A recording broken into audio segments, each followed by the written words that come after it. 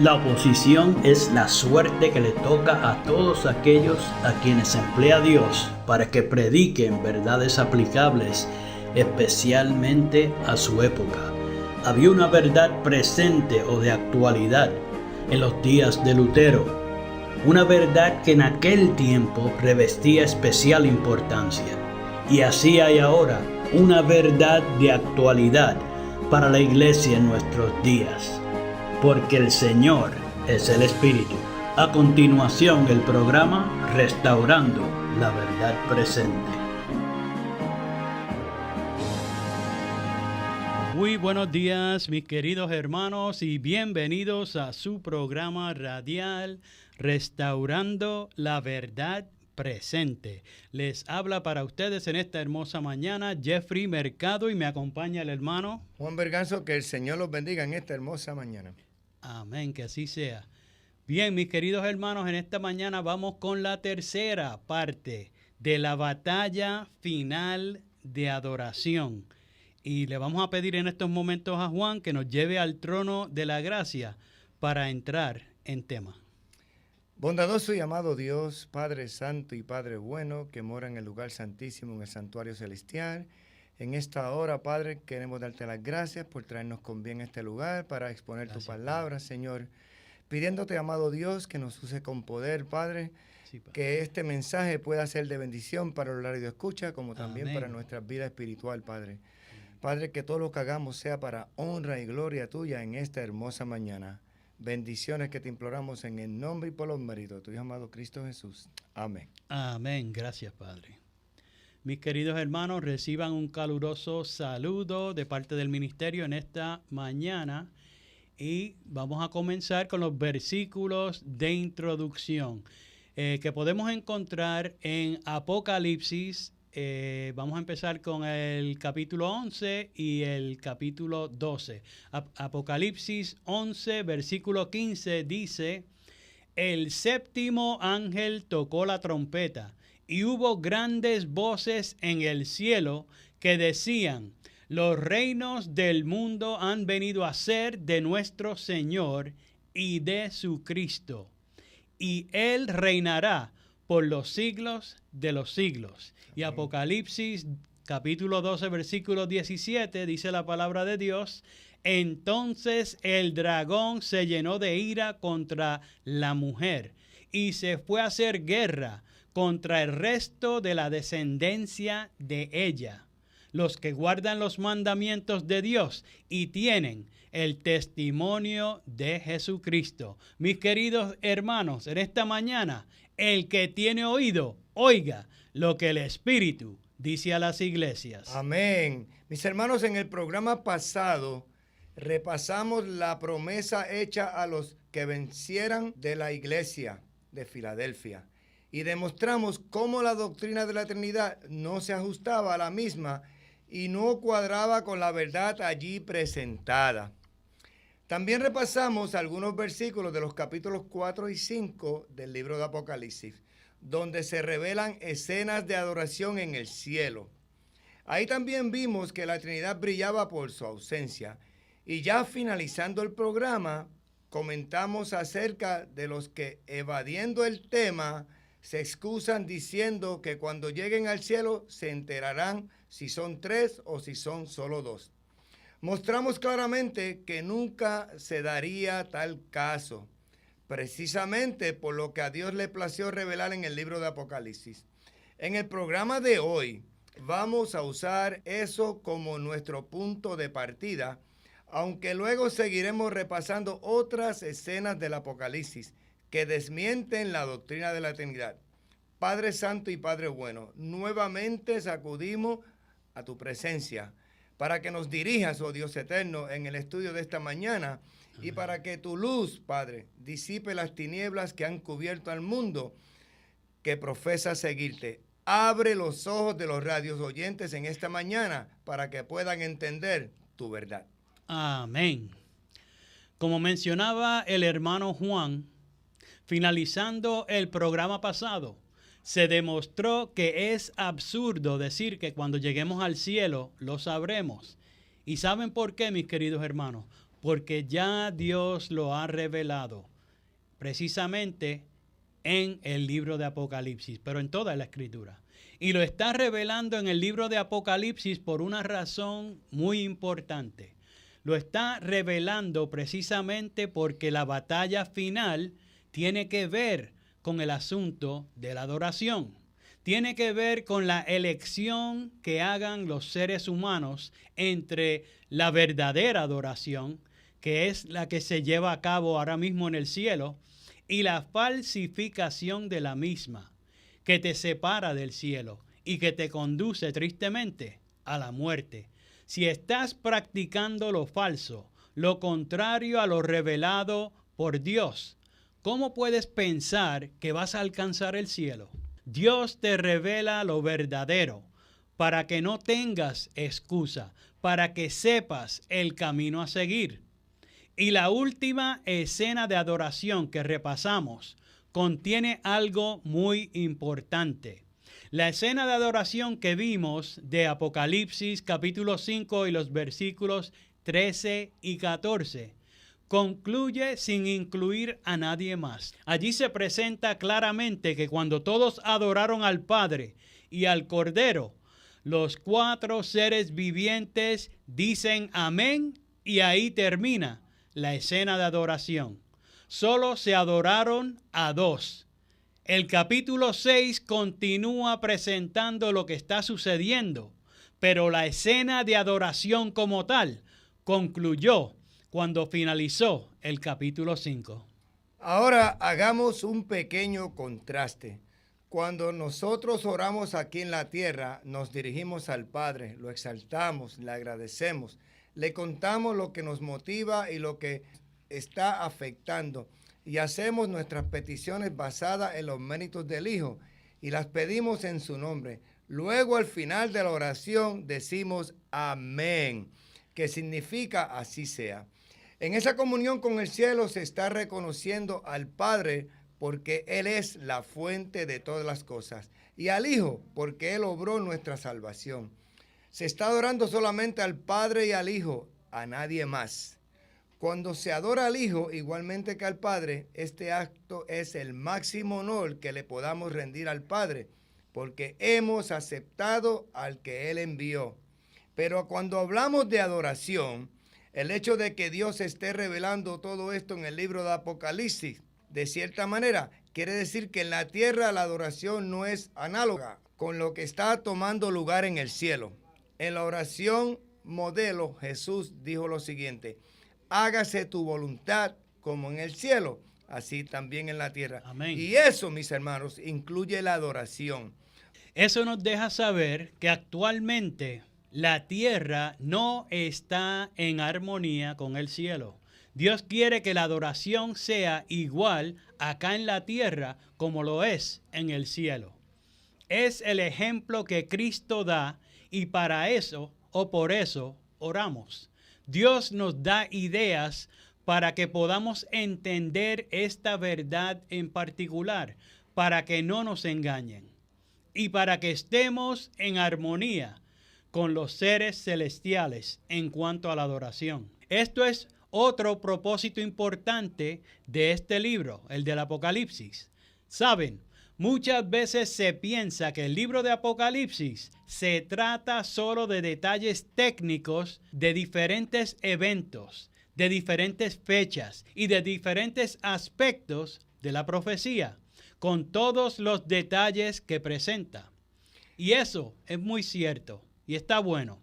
No hay nada malo con eso.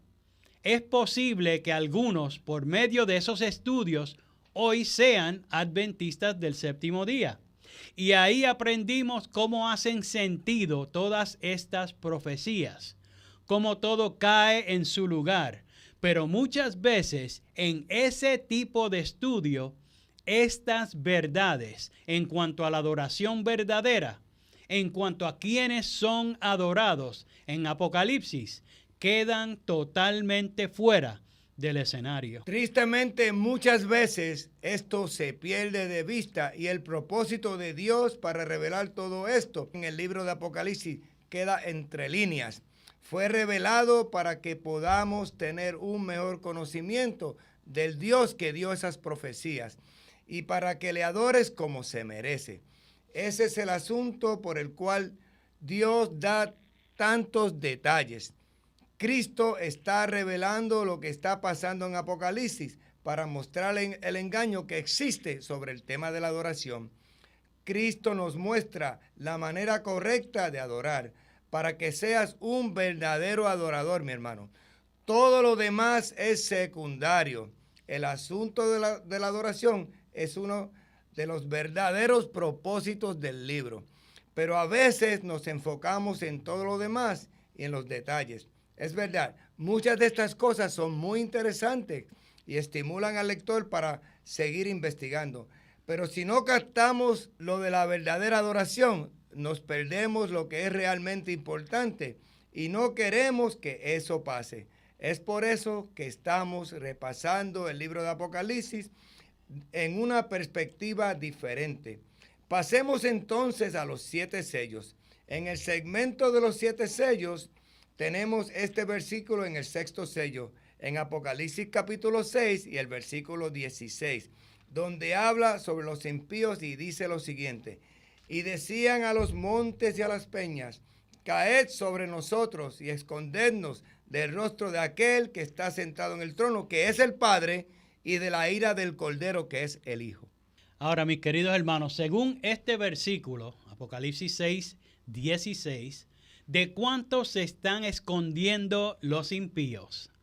Según su propio testimonio, se están escondiendo de 2. Del rostro del que está sentado sobre el trono, que es el Padre, y de la ira del Cordero, que es Jesucristo.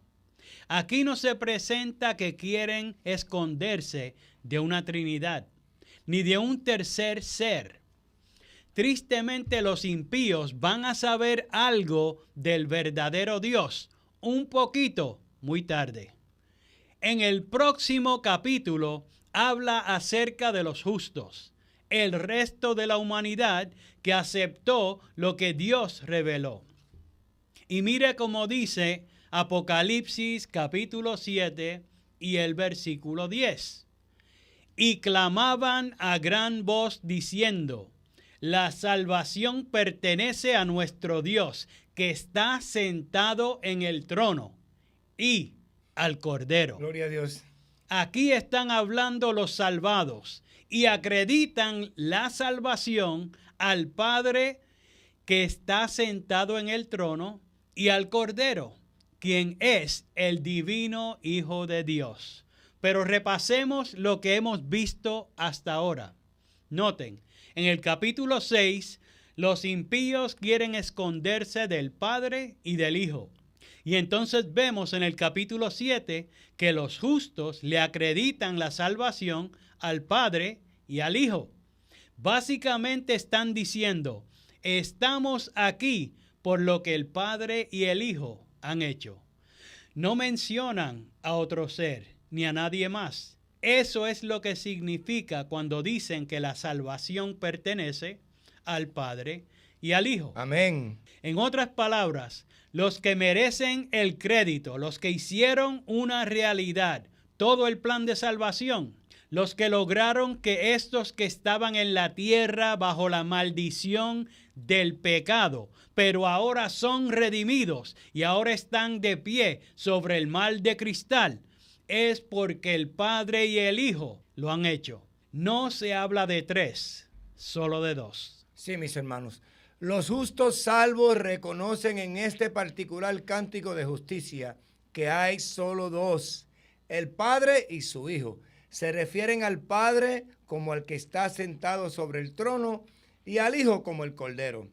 Esta verdad, la de la no Trinidad, ahora la comparten hasta los impíos perdidos.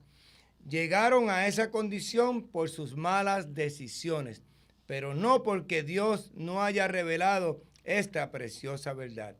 Por lo tanto, lo que vamos viendo según progresa este estudio es que lo revelado por Cristo a Juan no varía. Es constante a través de todo el libro de Apocalipsis. Amén. y nos estamos refiriendo en cuanto a quienes son adorados.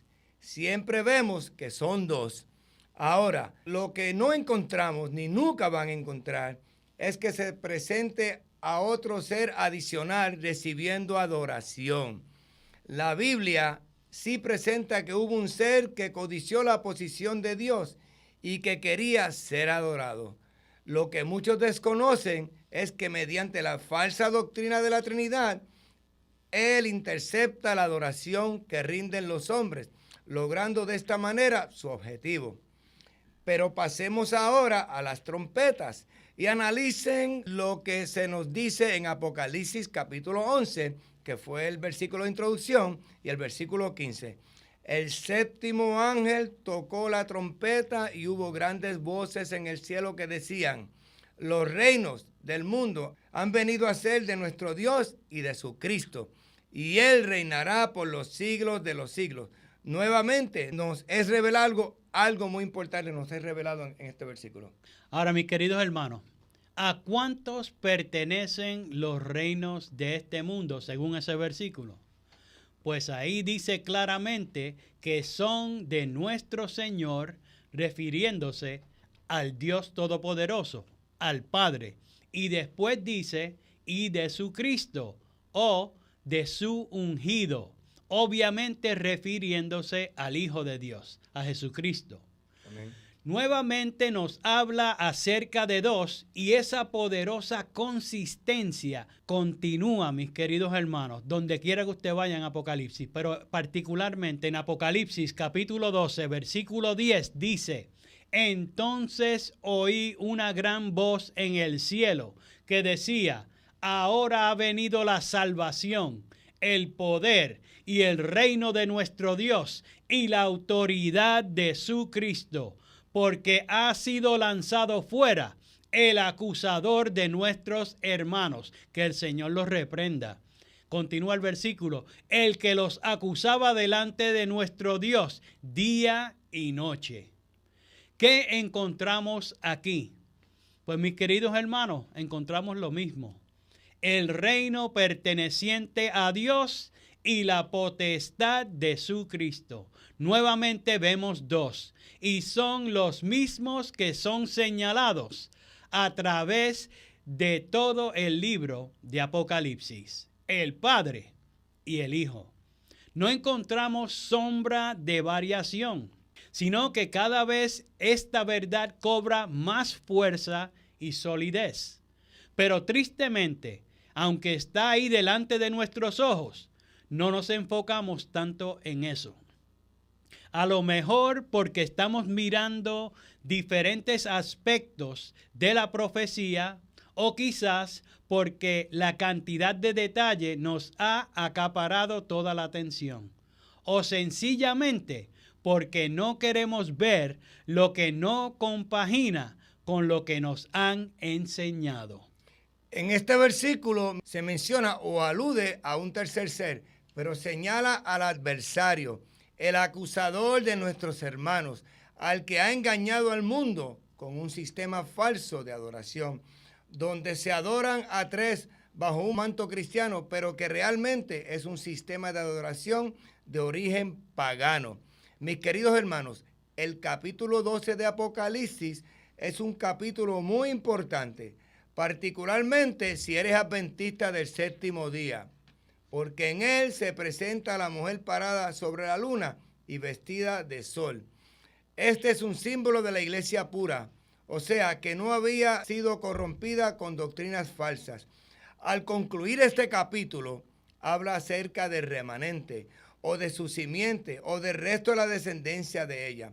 Ahora, cuando hablamos de remanente, tenemos que entender que este grupo tiene unas características que heredó de su madre. Por lo tanto, no está enseñando ni practicando falsas doctrinas. Eso se lo dejan a las hijas de la gran ramera. En Apocalipsis capítulo 12 y el versículo 17 dice lo siguiente: entonces el dragón se llenó de ira contra la mujer y se fue a hacer guerra contra el resto de la descendencia de ella, los que guardan los mandamientos de Dios y tienen el testimonio de Jesucristo. Para el buen entendedor, el remanente anda en la verdad, no trinitaria, igual que la iglesia pura. El remanente guarda los mandamientos de Dios, no los de Roma. Esto quiere decir que deben guardar el santo sábado de Jehová, como él escribió con su propio dedo. También tienen el testimonio de Jesús, que según Apocalipsis 19:10 es el espíritu de la profecía. Por lo tanto, mis queridos hermanos, se está refiriendo a una sola denominación. Generalmente, así es como es presentado por muchos. Pero les tengo noticias.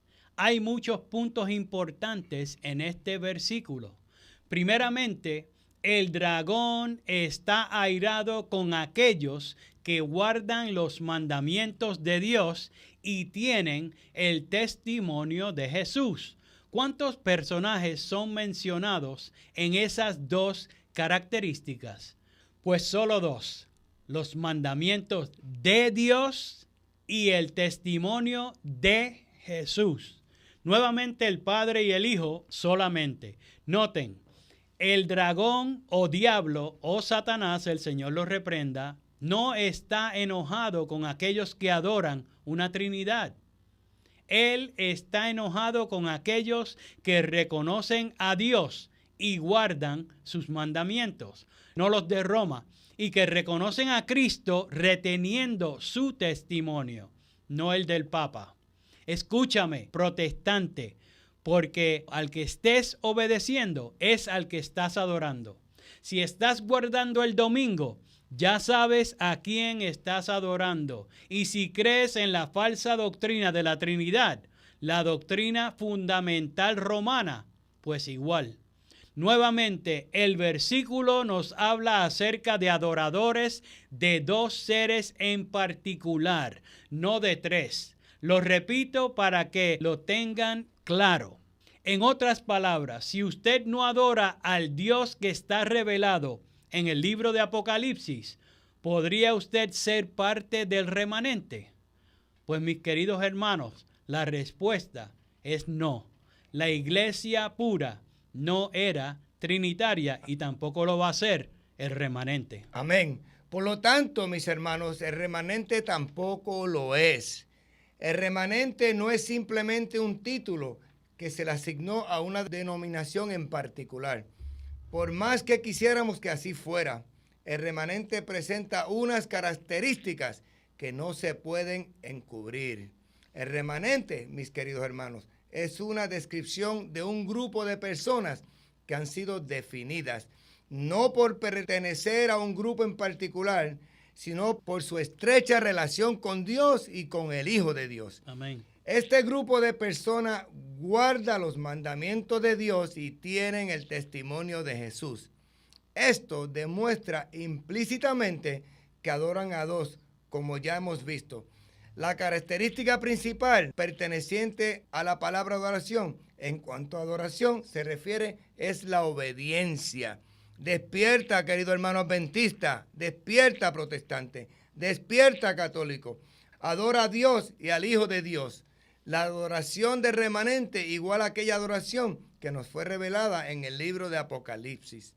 Por lo tanto, este grupo de personas descritas aquí cualifica para ser remanente porque están en la fe de la iglesia pura, que es la fe una vez dada a los santos.